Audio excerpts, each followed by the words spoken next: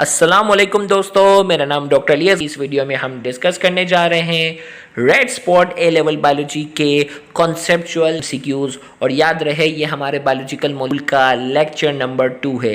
Lecture number हमने बहुत सारे एमसीक्यू जो है वो रेड स्पॉट ए लेवल बायोलॉजी डिस्कस किए थे और आज इसके लेक्चर नंबर 2 में मजीद एमसीक्यूज को हम डिस्कस करने जा रहे हैं। इस लेक्चर को शुरू करने से पहले एज यूजुअल आपसे रिक्वेस्ट करेंगे कि अगर आपने अब तक हमारे इस चैनल को सब्सक्राइब नहीं किया, सिन बोर्ड टीचिंग के नाम से है, तो काइंडली आज ही आप हमारे इस चैनल को सब्सक्राइब करें और साथ ही साथ बेल आइकन को लाजमी क्लिक करें ताकि हमारी अपलोड करदा तमाम इंपॉर्टेंट वीडियोस की नोटिफिकेशन भी आपको रिसीव होती रहे। तो आइए हम स्टार्ट करते हैं आज का पहला MCQ. Which protein has a fibrous structure?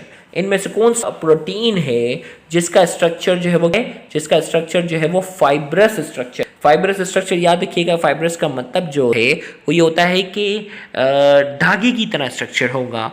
तो विच protein has a fibrous structure? तो चार ऑप्शन आपके सामने इस वक्त स्क्रीन पर मौजूद हैं। Option A amylase, option B collagen, option C haemoglobin and option D insulin. तो ऑप्शन आपके पास है और आपने एक ऑप्शन सेलेक्ट करना है। देखते हैं करेक्ट आंसर जो है वो कितने स्टूडेंट का आता है। जल्दी से लाइव चैट कमेंट सेक्शन में अपना आंसर लिखें। विच protein has a fibrous structure? कौन सा प्रोटीन है उसका स्ट्रक्चर जो है वो क्या है? फाइब्रस है, धागे की तरह जो है वो उसका स्ट्रक्चर है। Which protein has a fibrous structure?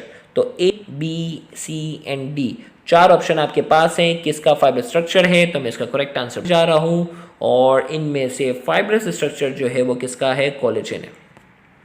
Collagen जो कि मसल बनाने में बड़ा अहम किरदार अदा कर रहा होता है। तो ये कोलेजन प्रोटीन जो है ये फाइब्रस होते हैं जो कि मसल बनाने में अहम किरदार अदा करते हैं। बाकी अगर ऑप्शन ए की अगर बात की जाए तो ऑप्शन ए जो है वो अमाइलेज है जो कि एंजाइम है, और एंजाइम जो होते हैं वो ग्लोब्यूलर स्ट्रक्चर के होते हैं। एंजाइम क्या होते हैं?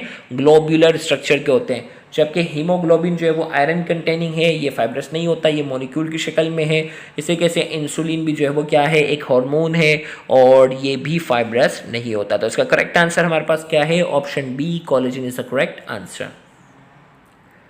नेक्स्ट हमारे पास है which combination describe a triglycerides? कौन सी कॉम्बिनेशन जो है वो ट्राइग्लिसराइड्स के लिहाज से जो है वो करेक्ट है? पहले कॉलम में लिखा गया है कि ये सॉल्युबल इन वाटर है। दूसरे में कहा जा रहा है ये एनर्जी प्रोवाइड करते हैं।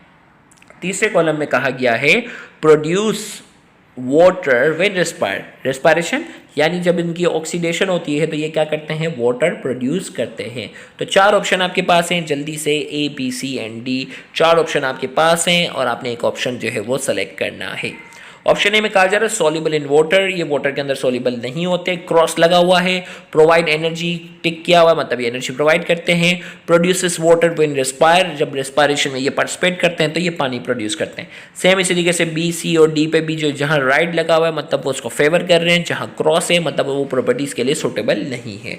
तो चार ऑप्शन में से जल्दी से एक ऑप्शन सेलेक्ट करें, फिर मैं इसका करेक्ट आंसर बताता हूँ। देखते हैं करेक्ट आंसर कितने बच्चों का आता है। तो इसका करेक्ट आंसर मैं बताने जा रहा हूँ। करेक्ट आंसर जो है इसका option A is the correct answer, क्योंकि ये सॉल्युबल इन वाटर नहीं होते, इसलिए लिहाजा यहाँ क्या लिखा हुआ है? क्रॉस बना हुआ है। ये सॉल्युबल इन वाटर नहीं होते भाई, एनर्जी तो प्रोवाइड करते हैं। ट्राइग्लिसराइड के अंदर जो है वो कार्बोहाइड्रेट और प्रोटीन के मुकाबले में डबल एनर्जी होती है। प्रोड्यूसेस वाटर व्हेन रेस्पायर्ड, यानी जब ऑक्सीजन के साथ रिएक्ट करते हैं, यानी जब इनकी ऑक्सीडेशन होती है तो ऑक्सीडेशन के नतीजे में, गौर से सुनिएगा, ऑक्सीडेशन के नतीजे में क्या करते हैं? ये वाटर प्रोड्यूस करते हैं। तो लिहाजा इस एमसीक्यू का जो करेक्ट आंसर हमारे पास क्या है? Option A is the correct answer. Next हमारे पास है which molecule contains peptide bond? Peptide bond जो है इनमें से कौन से मॉलिक्यूल में पाया जाता है? Option A ATP, option B collagen, option C DNA and option D maltose. तो उम्मीद करता हूँ ये एमसीक्यू जो है वो बहुत ही आसान है और आप बहुत आसानी से इसका आंसर देंगे। अगर आपने पिछले एमसीक्यू की एक्सप्लेनेशन अच्छे से गौर से सुनी होगी तो मैं उम्मीद करता हूँ ये एमसीक्यू आपके लिए बहुत आसान है। विच मॉलिक्यूल कंटेन पेप्टाइड बोन? कौन सा मॉलिक्यूल जो है इनमें से कौन सा मॉलिक्यूल है जिसके पास पेप्टाइड बोन होता है? A B C and D. Which molecule contain peptide bond? A B C and D. तो मैं उम्मीद करता हूँ सबका जो है वो आंसर इसमें करेक्ट होना चाहिए। तो इसका करेक्ट आंसर हमारे पास जो है वो कोलेजन। याद रखिएगा पेप्टाइड बॉन्ड जो होता है वो दो अमाइनो एसिड के दरमियान होता है और बहुत सारे अमाइनो एसिड आपस में पेप्टाइड बॉन्ड से जुड़ते हैं तो प्रोटीन बनता है। तो यहाँ हमारे पास क्या है, कोलेजन प्रोटीन है। कोलेजन प्रोटीन है, इसका मतलब इसके अंदर क्या होंगे, बहुत सारे पेप्टाइड बॉन्ड होंगे। नेक्स्ट हमारे पास है what is the theoretical number of chemically different dipeptides that may be assembled from 12 different amino acid. What is the theoretical number of chemically different dipeptides that may be assembled from 12 different amino acid। याद रखिएगा इससे पहले वाले lecture में मैंने आपको क्या बताया था कि डिफरेंट अमाइनो एसिड से कितने डाइपेप्टाइड बन सकते हैं उसका तरीका बताया था। तो मैं उम्मीद करता हूं कि जिन्होंने वो एक्सप्लेनेशन सुनी होगी वो उसका आंसर फौरन देंगे। जल्दी बताओ क्या फॉर्मूला था इसका, फॉर्मूला जल्दी से बताओ क्या आंसर होना चाहिए। मैं इसका आंसर बता रहा हूँ, पिछले एमसीक्यू में ये इसी तरह का सवाल था और मैंने वहाँ एक्सप्लेन किया था। इसका करेक्ट आंसर हमारे पास है 144। यानी जितने अमाइनो एसिड होंगे ना, 12 डिफरेंट अमाइनो एसिड है ना, 12 को 12 से मल्टीप्लाई करो। लास्ट टाइम बताया था 10 अगर है तो 10 को 10 से मल्टीप्लाई करो, 5 है तो 5 को 5 से मल्टीप्लाई करो। तो 12 डिफरेंट किस्म के अमाइनो एसिड है और हमें कहा जा रहा है कि कितनी अलग वेराइटी डाइपेप्टाइड की कितनी वेराइटीज बन सकती है। तो 12 को 12 से मल्टीप्लाई करो मैथ के रूल के मुताबिक। तो इसका करेक्ट आंसर हमारे पास जो है वो 144 इज द करेक्ट आंसर। अब यहां हमारे पास कहा जा रहा है the diagram shows part of a polysaccharide. भाई ये पॉलीसेकेराइड का जो है वो ये डायग्राम जो है ये क्या कर रहा है, पॉलीसेकेराइड का जो है ये पार्ट शो कर रहा है। Which type of bond is x. भाई ये जो यहाँ डायग्राम में आपको बताया जा रहा है ना भाई, ये जो एक्स है ये एक्स क्या है हमें ये बताना है। एक्स जो है ये क्या होना चाहिए। अब यहाँ हमारे पास जो है what type of bond is x.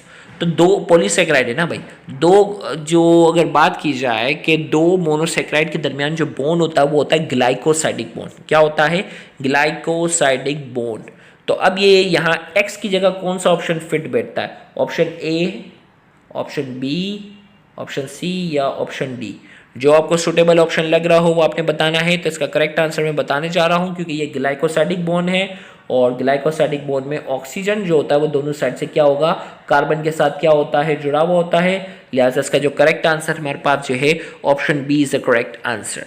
Option B जो है ये ग्लाइकोसाइडिक बॉन्ड को रिप्रेजेंट कर रहा होता है। यहाँ एक्स की जगह जो है वो ऑक्सीजन आएगा और ऑक्सीजन जो है वो दोनों साइड के कार्बन के साथ क्या होता है, आपस में कनेक्ट होता है। नेक्स्ट हमारे पास है what does a haemoglobin molecule contain. Haemoglobin molecule के पास जो है वो क्या चीज मौजूद है। ऑप्शन ए में कहा जा रहा है 4 iron ions attach to each haem group. Option B में कहा जा रहा है 4 oxygen molecule attach to each haem group. Option C में कहा जा रहा है 4 polypeptide chains at each with 4 attach haem group. Option D 4 polypeptide chains each with 1 attach haem group. अब देखते हैं जिसको हीमोग्लोबिन के मॉलिक्यूल के स्ट्रक्चर के बारे में अच्छे से आइडिया होगा वो बहुत आसानी से बता सकता है कि हीमोग्लोबिन के अंदर कितनी पॉलीपेप्टाइड चेन होती हैं और हर पॉलीपेप्टाइड चेन के साथ कितने हीम यानी आयरन कंटेनिंग ग्रुप जो होते हैं वो कितनों के साथ अटैच होते हैं। A B C D 4 option आपके पास हैं, जल्दी से एक ऑप्शन जो है वो सेलेक्ट करें, फिर मैं इसका जो है वो करेक्ट आंसर बताने जा रहा हूँ। तो इसका correct answer A B C and D, जल्दी से। तो देखते हैं कितने बच्चों का आंसर करेक्ट होता है। मुश्किल सवाल है लेकिन जिसने हीमोग्लोबिन का स्ट्रक्चर अगर अच्छे से पढ़ा है तो उसे आसानी से मालूम होगा। तो करेक्ट आंसर मैं इसका बताने जा रहा हूँ। करेक्ट आंसर इसका है option D is the correct answer. 4 polypeptide chains each with 1 attach haem group. भाई 4 पॉलीपेप्टाइड चेन होते हैं, एक हीमोग्लोबिन के अंदर 4 पॉलीपेप्टाइड चेन होते हैं each with 1 attach haem group. और हर पॉलीपेप्टाइड चेन के साथ एक एक हीम ग्रुप, एक एक हीम ग्रुप जो होता है वो क्या होता है, अटैच होता है। तो इसका करेक्ट आंसर हमारे पास क्या है, option D is the correct answer. Next हमारे पास है which of the following is a complex globular protein with non proteinaceous material. हमें कहा जाए which of the following is a complex globular protein with non proteinaceous material. हमें कहा जा रहा है कि इनमें से कौन सा प्रोटीन जो है वो कॉम्प्लेक्स ग्लोब्यूलर प्रोटीन है जिसके साथ नॉन प्रोटीनेशियस मटेरियल भी उसके साथ अटैच है। ऑप्शन ए में कहा जा रहा है कोलेजन, ऑप्शन बी में कहा जा रहा है एग एल्बुमिन, ऑप्शन सी में कहा जा रहा है हीमोग्लोबिन और ऑप्शन डी में कहा जा रहा है फिब्रिनोजेन। यानी प्रोटीन के साथ नॉन प्रोटीन वाली चीज़ किसके साथ अटैच है? आसान सवाल है, अगर किसी ने गौर से इस सवाल को समझा है तो मैं उम्मीद करता हूँ वो इसका आंसर दे सकता है कि प्रोटीन के साथ नॉन प्रोटीनेशियस मटेरियल जो है वो किसके साथ अटैच है। ए, बी, सी और डी, 4 ऑप्शन आपके पास है और आपने एक ऑप्शन जो है वो क्या करना है, सेलेक्ट करना है। देखते हैं करेक्ट आंसर कितने स्टूडेंट का आता है। तो इसका करेक्ट आंसर मैं बताने जा रहा हूँ। उसका करेक्ट आंसर हमारे पास जो है वो है हीमोग्लोबिन। हीमोग्लोबिन में क्या होता है? हीमोग्लोबिन में ग्लोबुलर प्रोटीन है ना, इसके साथ हीम मौजूद है ना, iron containing protein. Iron containing protein यानी क्या? ये आयरन का, इसमें प्रोटीन के साथ आयरन भी मौजूद है, यानी नॉन प्रोटीन वाला पार्ट भी क्या है, मौजूद है। और हीमोग्लोबिन भी जो है वो एक कॉम्प्लेक्स ग्लोबुलर क्या होता है, ये एक कॉम्प्लेक्स ग्लोबुलर प्रोटीन है। तो लिहाजा इस एमसीक्यू का जो करेक्ट आंसर हमारे पास जो है option C, haemoglobin is the correct answer. Next MCQ हमारे पास है the diagram shows a molecular structure. एक मॉलिक्यूलर स्ट्रक्चर यहां बताया जा रहा है। What is the structure enclosed by a box? Box के अंदर जो है ये कौन सा स्ट्रक्चर है? ऑप्शन ए में कहा जा रहा है an amino acid, option B में कहा जा रहा है a glycosidic bond, option C में कहा जा रहा है अ न्यूक्लियोटाइड और ऑप्शन डी में कहा जा रहा है अ पेप्टाइड बॉन्ड। भाई एक मॉलिक्यूलर स्ट्रक्चर आपको डायग्राम में शो किया गया है। What is the structure enclose by a box? Box के अंदर जो स्ट्रक्चर है ना, बॉक्स के अंदर जो स्ट्रक्चर है वो किस चीज को रिप्रेजेंट कर रहा है? ए, बी, सी और डी, 4 ऑप्शन आपके पास है। बहुत ही आसान सवाल, अब तक के जिसने लेक्चर अच्छे से सुने हुए हैं उनके लिए तो बहुत ही आसान सवाल है। मैं इसका करेक्ट आंसर बताने जा रहा हूँ। करेक्ट आंसर हमारे पास इसका है अ पेप्टाइड बॉन्ड। बॉक्स के अंदर जो है भाई एक मॉलिक्यूल का अमाइनो ग्रुप और दूसरे का कार्बोक्सिलिक ग्रुप जो है वो आपस में जुड़े हुए हैं और ये बॉक्स के अंदर जो स्ट्रक्चर है ये रिप्रेजेंट कर रहा है पेप्टाइड बॉन्ड को। तो लिहाजा इस एमसीक्यू का जो करेक्ट आंसर है वो क्या है? डी, अ पेप्टाइड बॉन्ड। नेक्स्ट हमारे पास जो है which one of the following is a characteristics of saturated fat which distinguish them from unsaturated fat? हमें कहा जा रहा है कि इनमें से कौन सा जो कैरेक्टरिस्टिक्स है वो सैचुरेटेड फैट का है जो उसे अनसैचुरेटेड से क्या करता है, डिफरेंट बनाता है। चले भाई, सैचुरेटेड और अनसैचुरेटेड फैटी एसिड के दरमियान डिफरेंस अगर जिसने अच्छे से पढ़े वो बता सकता है। ऑप्शन ए में कहा जा रहा है they do not contain glycerol, glycerol नहीं होता, सैचुरेटेड फैट के पास ग्लाइसरॉल नहीं होता, ये कह रहा है। ऑप्शन बी में कहा जा रहा है they contain high proportion by mass of oxygen, इनके पास ऑक्सीजन जो है वो हाई प्रोपोर्शन में होता है। सी में कहा जा रहा है they contain only unbranch fatty acid, और ये कहा जा रहा है कि सैचुरेटेड फैट्स जो है ना उनके पास सिर्फ और सिर्फ अनब्रांच फैटी एसिड होते हैं। और ऑप्शन डी में कहा जा रहा है they have no double bond, they have no double bond between their carbon atom, carbon atom के दरमियान जो है वो कोई डबल बॉन्ड नहीं होता। अब बताओ कौन सा? ए, बी, सी, डी, 4 ऑप्शन आपने जब वो सेलेक्ट करने हैं। देखते हैं करेक्ट आंसर कितनों का आता है। तो इसका करेक्ट आंसर हमारे पास है option D is the correct answer. Option D जो है हमारे पास जो है इसका जो है वो करेक्ट आंसर है, क्योंकि सैचुरेटेड है ना, सैचुरेटेड में कोई डबल और ट्रिपल बॉन्ड नहीं होगा, सैचुरेटेड में कोई डबल और ट्रिपल बॉन्ड नहीं होता। तो लिहाजा इसका जो करेक्ट आंसर है they have no double bond between their carbon atom, saturated fatty acid में कोई डबल या कोई ट्रिपल बॉन्ड जो है वो इनके कार्बन के दरमियान नहीं होता, सिर्फ सिंगल बॉन्ड होते हैं, जबकि अनसैचुरेटेड में डबल और ट्रिपल कार्बन बॉन्ड हो सकते हैं, होते हैं। नेक्स्ट एमसीक्यू है most polysaccharides are compose of chain of condense. भाई ज़्यादातर जो पॉलीसेक्राइड्स है ना उनके पास चेन होती है। अब वो चेन किसकी होती है?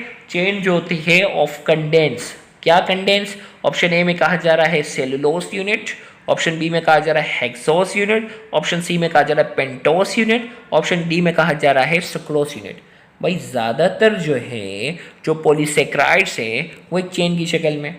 अब वो चेन बहुत सारे यूनिट्स के कंडेंसेशन, पिछले वाले लेक्चर में पढ़ा था, उनके कंडेंस होने की वजह से बनते हैं। तो वो यूनिट क्या होते हैं ज़्यादातर? ऑप्शन ए में कहा जा रहा है भाई सेलुलोज यूनिट, ऑप्शन बी में कहा जा रहा है हेक्सोस यूनिट, ऑप्शन सी में कहा जा रहा है पेंटोस यूनिट और ऑप्शन डी में कहा जा रहा है सुक्रोस यूनिट। तो इनमें से कौन सा जो है वो यूनिट जो है वो मिलते हैं और पॉलीसेक्राइड्स बनते हैं? तो करेक्ट आंसर मैं बताने जा रहा हूँ। इसका करेक्ट आंसर हमारे पास जो है वो क्या है? D, B, option B hexose unit. याद रखिएगा हेक्सोस यूनिट वो होते हैं जिसमें कितने कार्बन होते हैं? हेक्सोस यूनिट वो होते हैं जिसमें 6 कार्बन होते हैं। हेक्सोस यूनिट वो होते हैं जिसमें कितने कार्बन होते हैं, 6 कार्बन जो होते हैं वो हेक्सोस यूनिट के अंदर होते हैं। 6 कार्बन जो होते हैं वो हेक्सोस यूनिट के अंदर होते हैं। तो option B hexose unit is the correct answer. जैसे होता है ना ग्लूकोज जो है वो मिलकर सेलुलोज भी बना रहा है, ग्लूकोज मिलकर स्टार्च भी बना रहा है, ग्लूकोज आपस में मिलकर ग्लाइकोजन भी बना रहे हैं। तो ग्लूकोज के अंदर कितने कार्बन होते हैं, 6। और ग्लूकोज किस कैटेगरी में आता है, हेक्सोस की। हेक्सोस वो होते हैं जिसमें कितने कार्बन होते हैं, 6 कार्बन होते हैं। लिहाजा एसएमसीक्यू का जो करेक्ट आंसर हमारे पास है option B hexose unit.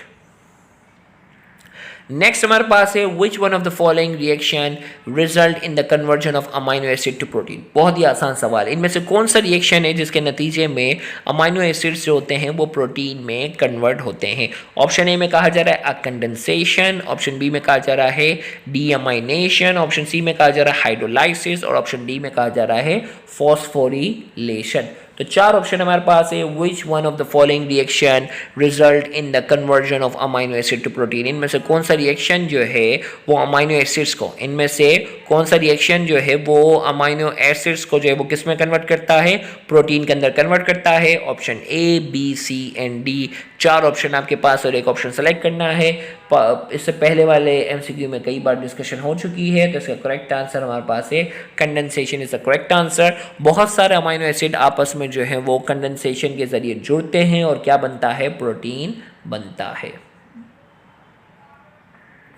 Next हमारे पास है an amino acid molecule has the following structure.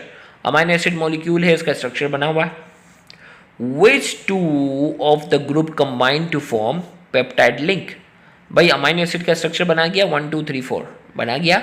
हमें कहा जा रहा है कि इन 1 2 3 4 में से कौन से 2 ग्रुप आपस में जुड़ते हैं, कौन से 2 ग्रुप आपस में जुड़ते हैं तो क्या बनता है, पेप्टाइड लिंकेज बनता है। ऑप्शन ए में कहा जा रहा है 1 और 2, ऑप्शन सी बी में कहा जा रहा है 1 and 3, ऑप्शन सी में कहा जा रहा है 2 and 3, ऑप्शन डी में कहा जा रहा है 2 and 4। तो भाई कौन से 2 स्ट्रक्चर आपस में जुड़ते हैं और पेप्टाइड लिंकेज बनता है। तो भाई पहचान करो, ये क्या है, अमाइनो ग्रुप, ये हाइड्रोजन है, ये अल्काइल ग्रुप है और ये है कार्बोक्सिलिक एसिड ग्रुप। तो भाई अब पेप्टाइड बॉन्ड की अगर किसी ने अच्छी सी पेप्टाइड लिंकेज की अगर अच्छे से डेफिनेशन पढ़ी होगी तो इसमें क्या होता है, एक ग्रुप का एक अमाइनो एसिड का अमाइनो ग्रुप और दूसरे अमाइनो एसिड का कार्बोक्सिलिक एसिड ग्रुप, ये दोनों आपस में जब जुड़ते हैं, ये दोनों जब आपस में जुड़ते हैं तो क्या बनता है, क्या बनता है इनके दरमियान, पेप्टाइड बॉन्ड बनता है। तो लिहाजा इस एमसीक्यू का जो करेक्ट आंसर हमारे पास होना चाहिए, इसका करेक्ट आंसर होना चाहिए 1 and 3। 1 और 3 जब आपस में जुड़ते हैं, 1 और 3 जब आपस में जुड़ते हैं तो क्या बनता है, बनता है पेप्टाइड लिंकेज। तो यहाँ जाकर हमने बायोलॉजिकल मॉलिक्यूल के रेड स्पॉट के ए लेवल के सवालात जो हमने डिस्कस किए हैं आज की इस वीडियो में, ये हमारा लेक्चर नंबर 2 था। इंशाल्लाह लेक्चर नंबर 3 में हम इसके मज़ीद एमसीक्यूज को डिस्कस करने जाएंगे, तो उस सेशन को भी अटेंड करना मत भूलिएगा। Thank you very much. अल्लाह हाफिज़।